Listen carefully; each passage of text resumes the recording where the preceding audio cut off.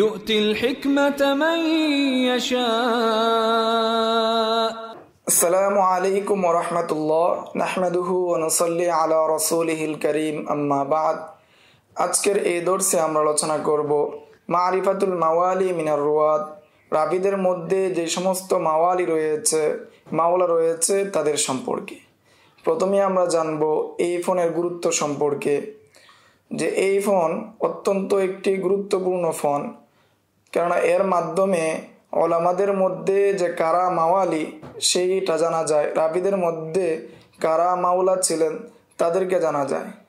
এবং এই ফোনের আরও একটি গুরুত্বপূর্ণ বিষয় হলো বা অধিক গুরুত্বপূর্ণ বিষয় হলো যাদেরকে নিসবত করা হয়েছে কবিলার দিকে, বিল ইতলাকভাবে কোনো বংশের দিকে মাওলা হিসাবে, তাদেরকে জানা যায়। কেননা জাহের হলো যখন কবিলার দিকে নিসবত করা হয়, বলা হয় ফুলানুন আল কুরাইশি, তখন সাধারণত ধারণা করা হয় সেটা বংশীয়ভাবে এবং ঔরসগতভাবে সে ওই কবিলার। অথবা যখন বলা হয় কুরাইশিয়ুন, অথবা যখন বলা হয় আন্নাহু মাওলা, আবার যখন বলা হয় কুরাইশিয়ুন, এ দ্বারা বোঝা যায় যে তিনি হয়তো ওই গোত্রের মাওলা অথবা তিনি ঔরসজাত, ওই গোত্রের সন্তান। ফলে এটি একটি গুরুত্বপূর্ণ ফোন বা গুরুত্বপূর্ণ বিষয়। এখন আমরা জানবো মাওয়ালির প্রকারভেদ। হাফেজ আমর ইবনে সলাহ তিনি বলেন যে তাদের মধ্যে কয়েক প্রকার রয়েছে। তোর মধ্যে এক নম্বর প্রকার হলো যাদেরকে বলা হয় মাওলা ফুলান, আউলি বানি ফুলান। এ দ্বারা উদ্দেশ্য হয় তিনি আগে গোলাম ছিলেন, যে ওই গোত্রের কোনো ব্যক্তি তাকে স্বাধীন করেছে বিদায় তিনি ওই গোত্রের মাওলা, এটাই অধিকাংশ জায়গায়।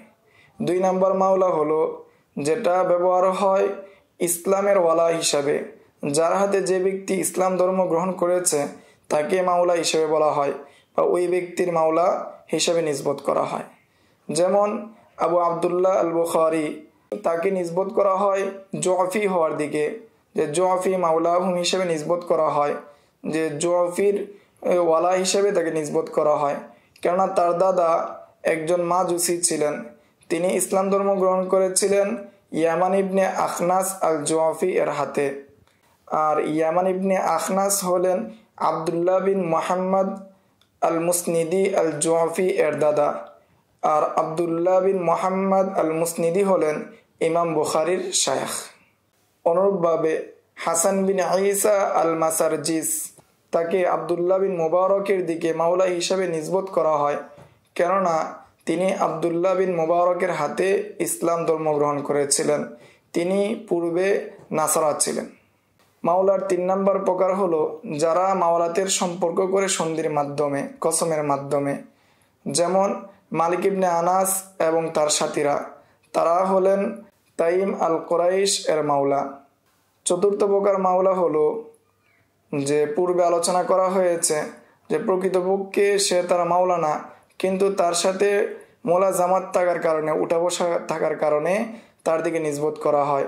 যেমন মাওলা বলা হয় আবদুল্লাহ বিন হারেস বিন নাউফলকে, যেমন বলা হয় মাকসাম মাওলা ইবনে আব্বাস, যে ইবনে আব্বাসের মাওলা হিসেবে বলা হয় শুধু তার মোলা জামাতের কারণে, কিন্তু প্রকৃতপক্ষে তিনি মাওলা হলেন আবদুল্লাহ বিন হারেস বিন নাউফলের মাওলা।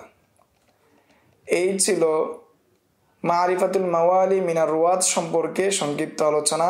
আসসালামু আলাইকুম ওয়া রাহমাতুল্লাহ। ومن يؤت الحكمة فقد أوتي خيرا كثيرا وما يذكر إلا أولو الألباب